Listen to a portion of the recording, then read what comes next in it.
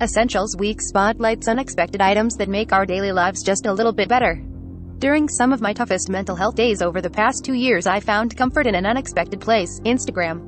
While social media is often considered more harmful than helpful to people's self-esteem, sense of security, and overall well-being, I wasn't chasing likes or seeking solace in my Instagram feed or other people's stories. I started using the platform's Close Friends feature, which launched in 2018, more frequently, and I found that sharing stories with a carefully curated group of people felt safer and more fruitful than posting updates to all of my followers.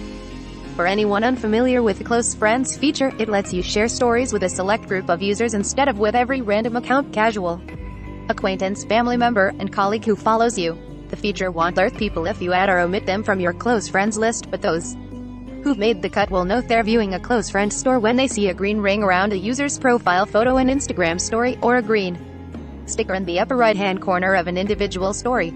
I posted my first regular Instagram story in 2018, and primarily used the feature to share idyllic snapshots from my daily Manhattan commute, photos of iced coffee taken with portrait mode, videos of friends that were too goofy to make the feed, and other aesthetically gorgeous content intrinsic to the platform. It wasn't until 2020, when I was struggling to navigate crushing COVID-19 anxiety, the nationwide response to George Floyd's murder, and the looming presidential election, that I regularly started using Close Friends. And in 2021, the feature helped me work through unfathomable tragedies like the Capitol riot and mass shootings, along with the stress of anti-vaxxers, anti-maskers, and the discovery of new COVID-19 variants.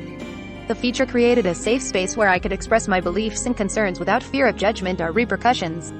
I initially used Close Friends to share serious, reflective commentary on the state of the world, but I grew so comfortable with the added layer of privacy that I began sharing everything from TV show recommendations and physical therapy updates to Chipwich glamour shots and scenes from my daily walks with the limited group of followers.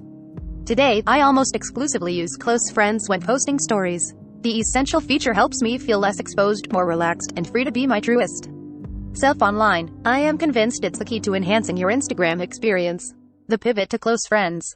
When the 2020 news cycle started regularly weighing me down with a grief, worry, and heartache, I changed the way I used social media entirely.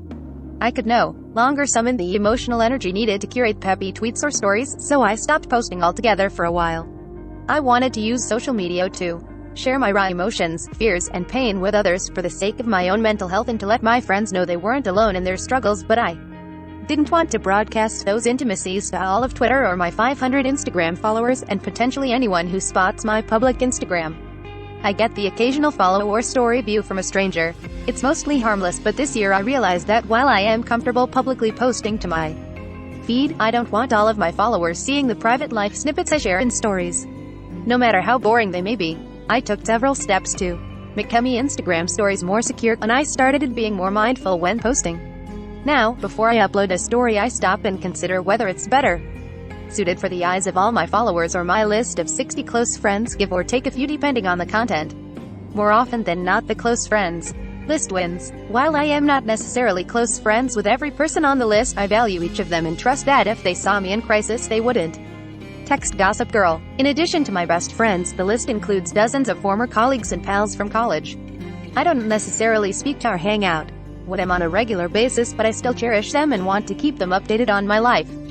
I don't shy away from publicly posting celebrity content, sharing articles I've written, or wishing people a happy birthday on stories, but when I need to vent, give the occasional crush update, share an embarrassing story, or provide an unfiltered look at my life, I smash the Close Friends button without hesitation.